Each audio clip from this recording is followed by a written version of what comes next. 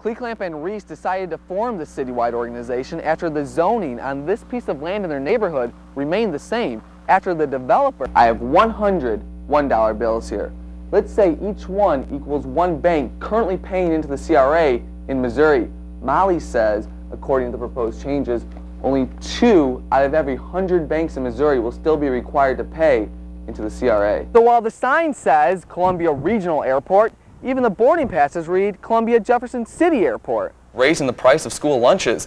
It will charge 15 cents more this year, the first price increase since 1996. Jim, it's a somber mood amongst the 20 or so people who showed up here to protest tonight's execution. Found out last night a federal court denied the request for a stay in the U.S., and now the family must leave the country. Behind the restructuring is to create smaller units designed for quicker development. As KOMU's Thatcher Kamen shows us, the driving force behind the group comes from personal experience. After I seen this fence, I dug down, I said... Glenn Cobbins returned for the first time today to the place where he says he was shot 26 years ago. He says a Columbia police officer shot him in a case of mistaken identity. I jumped, and as I came over, that's when I got hit in the foot. Cobbins was far from innocent, though, and had been in plenty of trouble himself. He even spent 10 years in and out of prison, but that was in the past, and now he's working on ways to improve his old neighborhood.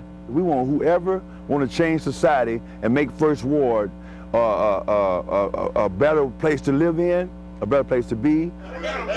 Cobbins has helped form the First Ward Ambassadors, a group comprised of adults from the area seeking ways to provide leadership to young people. The youngest member of the group is 21-year-old Daryl Jackson. That's where I was raised at, though, right here.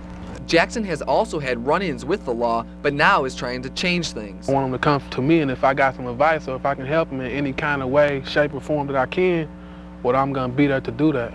And this type of attitude comes as good news to some in the First Ward. So I hope that a lot of people are interested in this because I think it'd be very positive.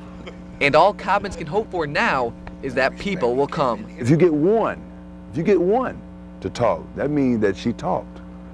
And that's going to start that ripple effect, that domino effect, and we're not giving up. Thatcher Kamen, KOMU News, Columbia. As KOMU's Thatcher Kamen shows us, sometimes taking a chance can really pay off.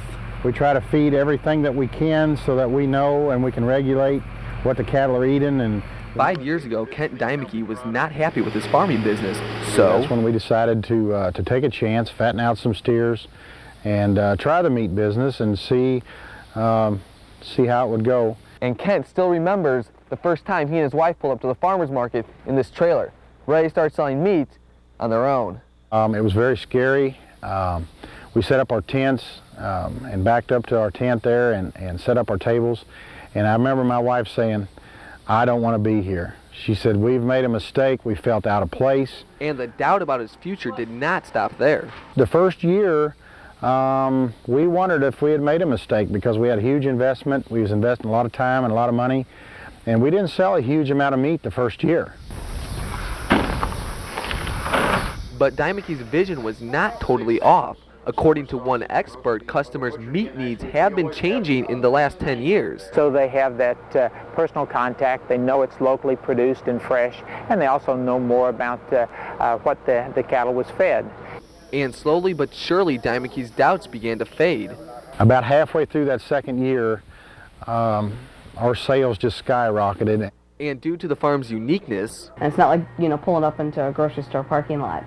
Kent has been able to successfully sell the meat and beef from his livestock either through his home in stock that you can get at the store, Kansas City strips, or by delivering it straight to his customers from Mexico to Jefferson City. In addition, Dymeke stocks more than 40 convenience stores with beef products produced on his farm. So while he may be a farmer at heart, Dymeke will always have that little bit of entrepreneurship inside of him. You have to take a chance no matter if you farm or you take a new job or what you do, you have to take a chance. Kent Dymeke, proving every day what happens when you combine hard work, determination. We've come a long way since that first day. Long way. And a chance. Thatcher Kamen, KOMU News, Shamrock. As proposed changes by the FDIC in the CRA have some wondering what potential effects these changes would have. Telling him we need to, I need to buy another lot, so we poured another slab and have 2 of them framed in and covered so we can work inside in the winter. Skip Jenkins works for the Central Missouri Human Development Corporation, which is helping finance the building of this home on Oak and Worley in Columbia through funds provided by the CRA. The local banks like partnering with us on these construction loans because they get CRA credits. Under current guidelines adopted in 1995, banks with $250 million in assets are required to meet certain CRA requirements for community reinvestment. Under proposed FDIC changes, only banks with more than $1 billion in assets would have to meet those requirements. And all this leaves Jenkins perplexed. Why propose a change when it's been working so well for so long? And if it's working, don't fix it. Rachel Male of the National Community Reinvestment Coalition looks at the proposed changes in broader terms. We're going to see less community reinvestment. We're going to see less loans to small business owners, to minority business entrepreneurs. We're going to see less accountability by banks. It's really not going to be a positive pro-consumer benefit.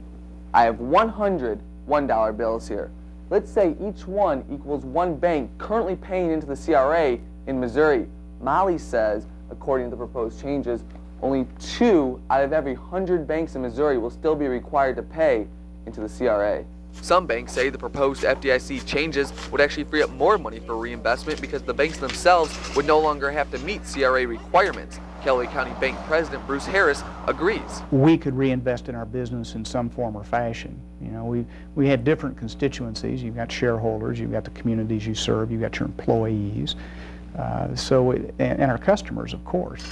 So for now, the future remains unsure for Skip Jenkins. And I don't know what effect, for sure, changing the CRA regulations is going to have on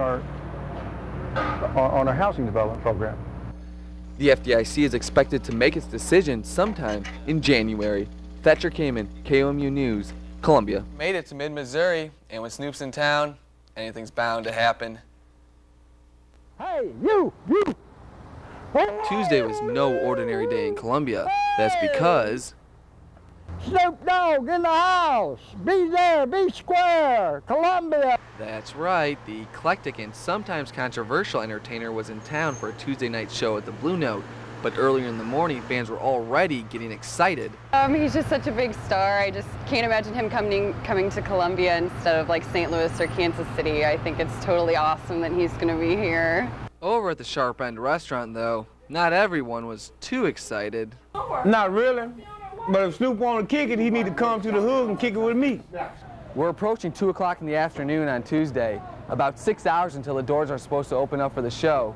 Still no signs of Snoop in Columbia, but the owner of the Blue Note remains confident that he will show up. I know he's coming in, yeah. He's flying in, he'll be here. It's something I'm not worried about. Now, it's around 6 o'clock in the evening, and I'm over here at the Columbia Regional Airport. We learned throughout the day that Snoop's flight is supposed to arrive here, but we have 2 hours till the show starts, and there's still no Snoop. As the time passed, the owner from the Blue Note arrived to pick up his star attraction for the night. That's not it, is it? No. Then, around 7:15, the plane he was expecting landed onto the runway, and suddenly, it was Snoop. He looked happy to be in the Show Me State as he headed down the stairs of the aircraft.